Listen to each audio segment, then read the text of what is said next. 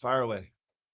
Mark, you look on the opposing team for Saturday night, and you see the top scorer in the SEC with Trey Johnson, a guy with really good scoring ability, obviously high shot volume. Just what are the challenges he presents, and how do you plan to combat that defensively with your group? Yeah, he's a problem because he makes hard shots. He makes bad shots. Normally, you go in a game like, okay, we're gonna force guys to take these shots, and we're gonna live with it. And it's hard to live with his any shots with him because he just makes every single one. He's an incredibly talented player. I love him. I've really enjoyed watching him on film in the last couple of days because he plays hard. He gives great effort. He makes plays for teammates. He's incredibly creative, skilled. He's aggressive. He's fully engaged in the game. He's a terrific talent. Real challenge. I think you mentioned before. You mentioned like he's a guy who can make some bad shots. And you mentioned before about Okay. we're gonna get you with that. All right. Don't just edit out that part about that because this Coke sponsorship really important to us guys. Okay, so we can't have Deb on there. Don't drink. Don't drink. You guys, we're all on the same team here. Okay, we love Coke. Okay, there we go. Is there an expiration date? Does Coke products have an expiration date? Well, it just loses the carbonation. Like you can still taste it. It just doesn't fit. You sound very experienced at this. The Joe Justice too. I love Diet Coke so much it can't last in my fridge for more than a day or two, so I don't know anything about losing carbonation. How about that for a good save? Yeah? Okay, here we go. You said Trey's a guy who can make some bad shots. You spoke before about the numbers maybe punching you guys in the face a little bit in terms of if you're forcing guys to range or low percentage shot and they make it. So, like, I guess, how do you deal with that? Is there any way to force him into a shot or an area that you'd rather him take if he is such a skilled shot maker? Yeah, his numbers are interesting because his spot up he's like a .83, which is super pedestrian. He gets himself in trouble there, which is so counterintuitive. And his ball screen ball handler is a 1.041, which is like that's in the top. I think it's the 91st percentile. It's really really incredible, especially with his volume. So you kind of lean into those a little bit, but with him, you're going to be surprised by absolutely zero times when he makes really tough shots. And so you go in knowing that, and you just try and exert the most pressure you can, and bring second defenders as much as you can. It's hard to do because they have so many other talented guys on the roster, but it's an issue. You know, it's one of those things where you kind of walk into the game and you're like, well, we think, these are 2 or 3 best case scenarios that could work out, and then you hope for the best. Coach, I'm sure you already know, but I think Jasper would be a pretty good someone to ask about Trey since they played on the same team last year. But aside from Trey Johnson, what else does Texas do offensively or defensively that could cause you guys some trouble? Well, they're really efficient. I mean, a couple of things. One, they're a really, really well-rounded team. So I think they're 30 offensively and 40 defensively. Like they're really solid. They're very even that way. They're over a 1 point per possession as a team on the offensive end. They're really efficient. They have 4 or 5 guys that are over a 1 point per possession. They have, they have complementary pieces that they put together really well. Number 5, their starting center is a real short roll threat, a real threat around the rim. He'll make a shot from time to time. Number 6, transfer from Kansas State, is just a terrific, terrific talent, and he's a incredibly skilled and physical and versatile 4-man that can hurt you in a lot of different ways. Their starting 3 is incredible, physical, hungry scorer. And their point guard is a 1.4 points per possession plus assist guy. He's in the 97th percentile. So they're really well constructed. They pose a lot of problems. Together, they function well together. Is there anything that you can take? I know it's different teams, but played them last year. Yeah. You take from that game, how you guys shot so well in that game? Well, it's it's. I'm a little bit familiar with the kind of the makeup of the team. Personnel is way different. I mean, their best players are different, and they're actually different makeups. But in terms of philosophy and style, I think there's a little bit of familiarity there on both sides, for sure. Everybody talks about the SEC being the best conference in college basketball, but the conference is just 500 since conference play started. What do you make of that?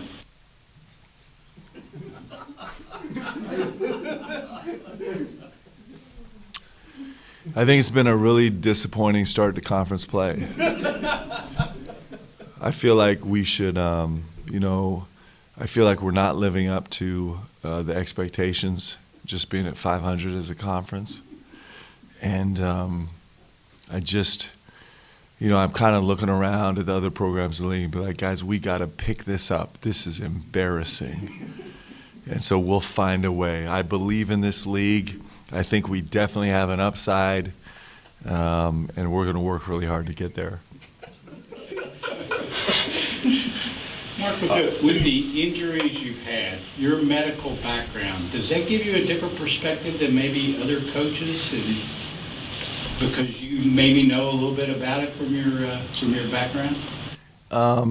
I think that it is, you always said this a bunch, but my greatest contribution to medicine was getting out. Save a lot of lives that way. That's really true.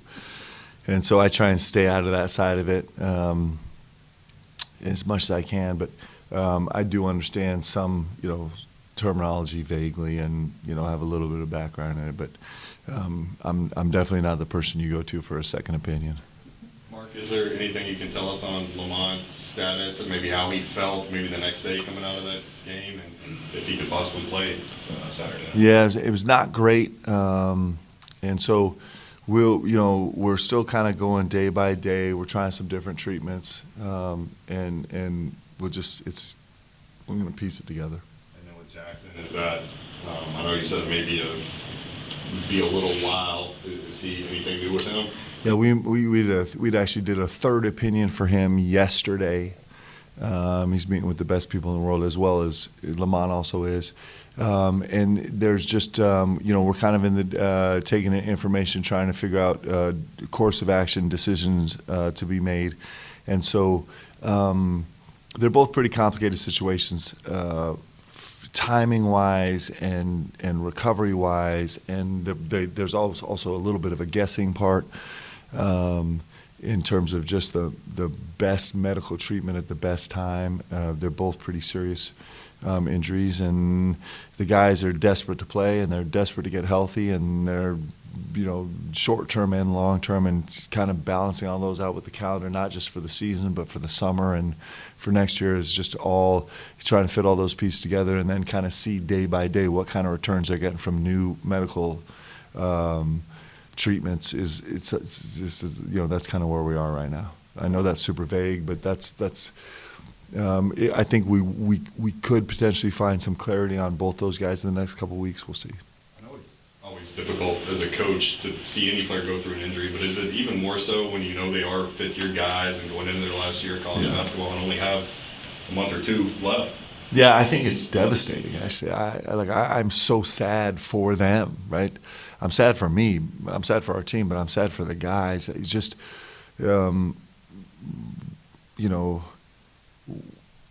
like you're right here. You're here at Kentucky. Like, we're in it. Like, you've done amazing things this season, and we have so much on the table right now that we can chase this year and that you can be a part of. And then, if it ends up, it's certainly in small ways, it's been taken from, several of those guys, but it just is, I just know how great it is. I know how it's like, it's what you've worked your whole life to have the chance to do this. And then it's just, something a little bit beyond your control starts to interfere, and that's it's hard. But it also, these experiences, whether it lasts for one game or whether it lasts for 2 months or a year, recovering from injury is also a way that we get to be challenged, like, to our core and grow and figure things out. But yeah, in the moment, I'm just, man, it kills me for our guys, for sure. Mark, with Jax, was it when he played on Saturday? Was it something where he re-aggravated or made it worse, or was it more so testing it out and it just didn't go well? No, it was just like, I'm not. There's no way I'm not playing in this game. I think under the circumstances, he was just there. It was a quick enough turnaround from kind of when he originally kind of felt the injury to be like, I can go gut this out, and then, and so I think that was just him being like, there's no way I'm missing, right? And so that was that vibe. Coach, with the substitutions, it seems like within the first 4 minutes of the game, maybe even before the first media timeout, you like to make changes then. I was just wondering your philosophy behind doing that, and maybe why You like to pull guys out or switch things up so early in the game? So a lot of times when you're thinking about rotations, especially when your roster is rediscovering itself, that's probably not the right way to say it, but you're thinking about getting guys out so you can get them back in time to get somebody else out to kind of have some stability on the floor. So sometimes what's really nerve-wracking is when you play everybody kind of a normal 6 or 7 minute rotation, and then it's got to be a little bit of a wholesale change due to fatigue, and then you have just a boatload of inexperience on the floor all together at the same time. Not only inexperienced, but also guys on the floor that are inexperienced and haven't felt that particular game yet, right? So a lot of times you cut 1 or 2 rotations short just to get new bodies in so you can stagger it a little bit and so you can get those original guys back in sooner so there can be maybe somebody's rotation is extra long and they can go in with fresh legs. So kind of monitoring all that is part of it, and there's always the unforeseen, how guys are playing, matchups, vibe, fouls, all that stuff. Coach, does the play of Travis and Trent kind of help you sleep a little bit easier at night, knowing Lamont and Jackson might be out for an extended period of time? Yeah, I mean, come on, we have those, and Colin Chandler also I thought was really good in his minutes.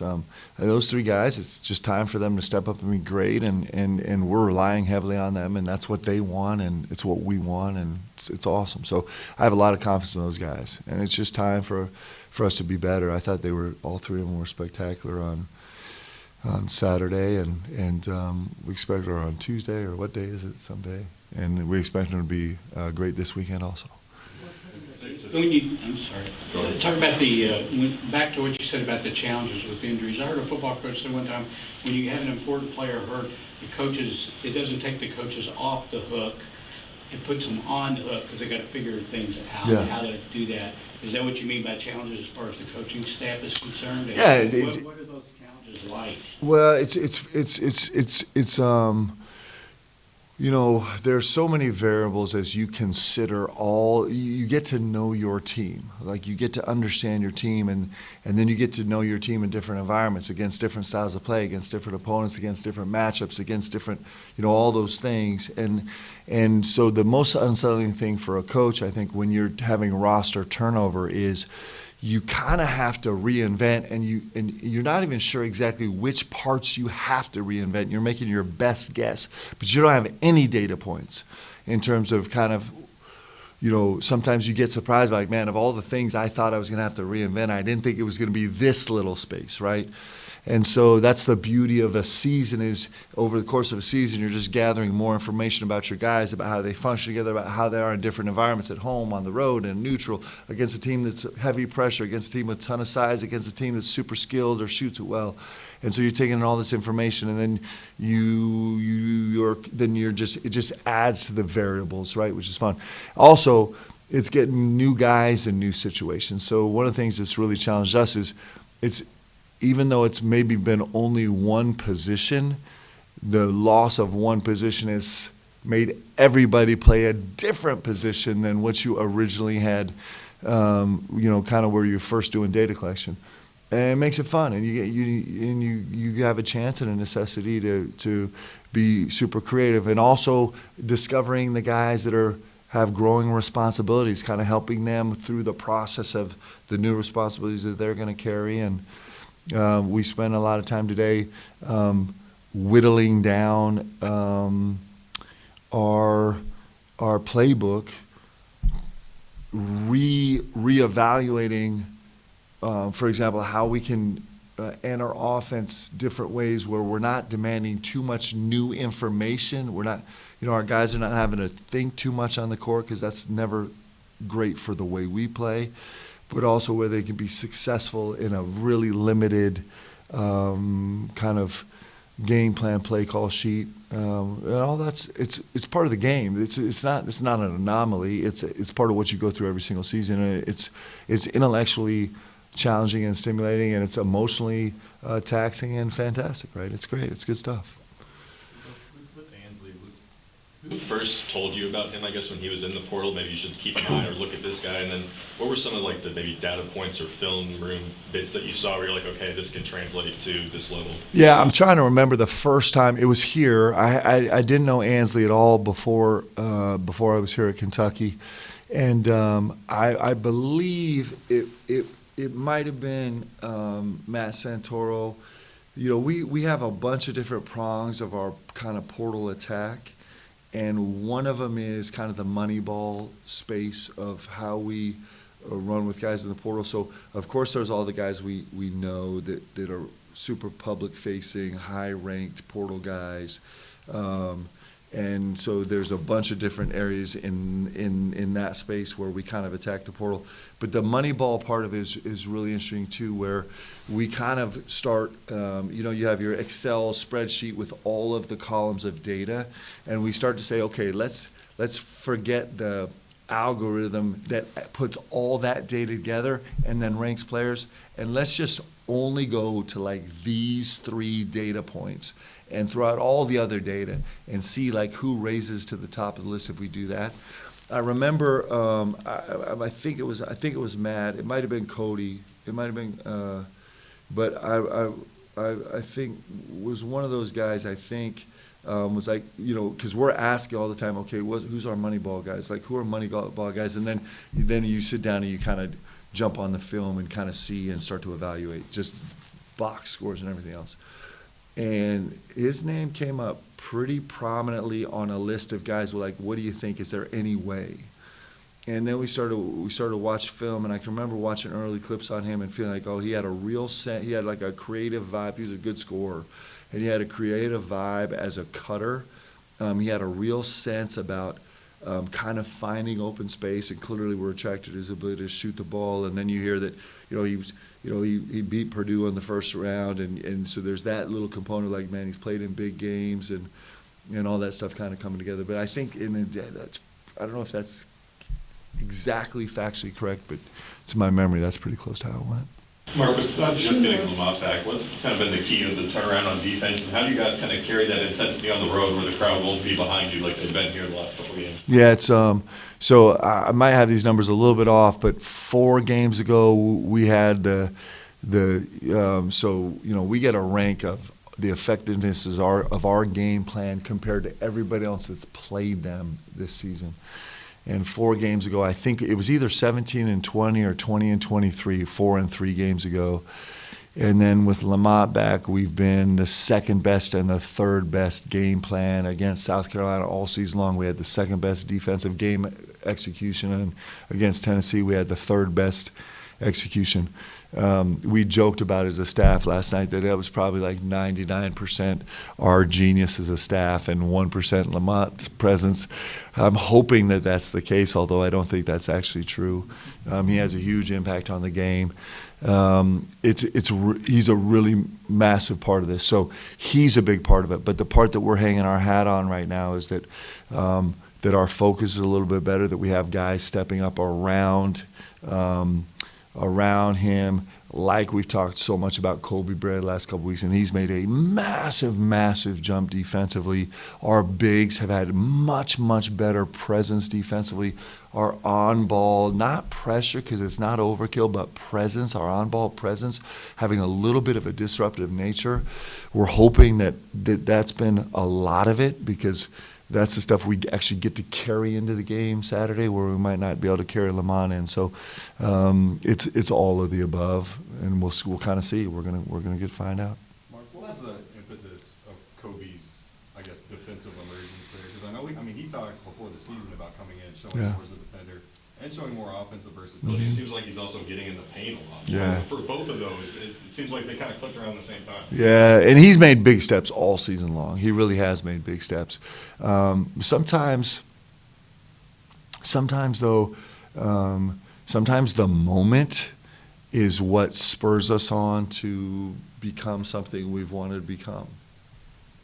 And for Kobe, the moment was super clear. Like, the moment for our team was really clear, right? It was just like, guys, this is a emergency situation right now. There's actually not someone else to go to. We're using all of the guys, and now it's just time for the guys for us to be better. And I think as we grow, we go through fits and starts, right? Where we plateau a little bit and we don't see it or understand or something that's so simple. And then all of a sudden something that's, we get knocked across the head and all of a sudden we see it. But man, he's sure seen it the last 2 games. He's been incredible. And every single practice in between, he's been incredible. And they've come together. You're exactly right. Like this, sometimes it comes, I see a lot of seniors actually. I see trajectory of a lot of seniors go through phases. You come in with this incredibly relaxed confidence because, like, you're the vet. I've done this before. I've been here. And so you kind of have this space in the off season and the early season where you're like, this is just, man, I'm here. I know it. And then you have this little run where it's like, this is it. This is my last chance, and that's terrifying. And a lot of times you see maybe some regression or some the pressure starts to get you. And then you see this a lot of times, man, seniors are magic. I've said this my entire coaching career, seniors are magic. And then you see this down the stretch where it's like, okay, I'm super confident I have that. I've dealt with all the pressure, and I'm like, I know that now I can only focus on the things I control, and I'm ready to just roll it out there and see what we have. And then you get this beautiful cocktail down the stretch where seniors do great, incredible, magnificent things, and maybe he's in that space right now. Okay, cool, guys, thanks. Good question.